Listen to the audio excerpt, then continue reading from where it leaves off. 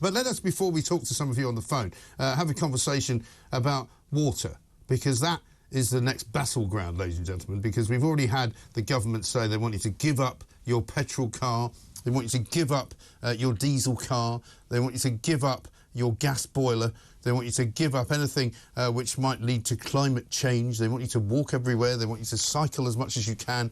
That's what they're coming for next. The power shower. That's right. Do you remember in the early days, if you're old enough to remember when showers were really awful in this country, and you'd go into some rented accommodation, you'd have one of those terrible showers that had a kind of electric buzz about it, and you'd turn it on and it would just literally drip onto the top of your head and you'd have to stand under it for ages and ages to even get wet. Finally, somebody came up with a power shower like they had in America, and now people have got them. But, of course, the water companies are claiming that we're going to run out of water soon, and if we don't sort something out, there'll be parts of this country that will have no water in them by 2038. Well, if you're worried about that far into the future, then I suggest that perhaps you're worrying a bit too much about the future.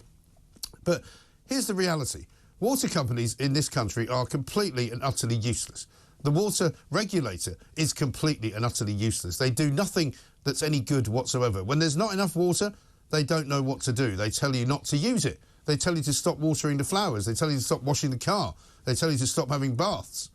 When there's too much water, they can't control that either, and all the sewage leaks into the rivers and the sea. 800 times a day was what was happening with sewage leaking into the rivers and the seas around this country, right? Every single day, 800 different episodes. Unbelievable.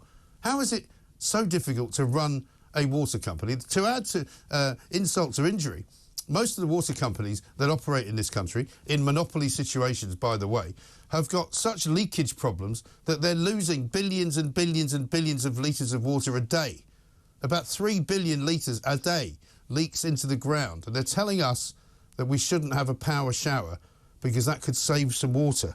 Apparently they want to cut individual demand from 144 litres a day to 122 litres a day. So don't bother having a shower. It's unbelievable what these people want you to do. How is it possible that these idiots get to run anything? In other countries, of course, they have other solutions.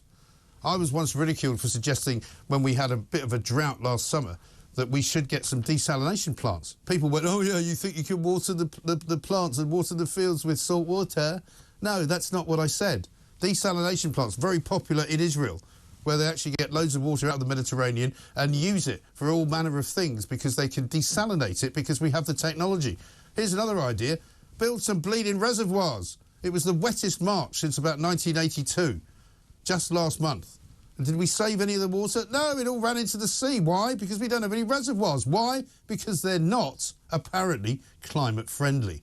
I'm not quite sure why having a reservoir is bad for the climate. Surely it's good for the climate if you capture the water and then use it later, isn't it? I mean, is there anybody with a brain running the water systems in this country? Seems to me that the power shower should stay, and anybody who wants to come and take mine away will have a bit of a problem. So I wouldn't try. Thank you very much indeed.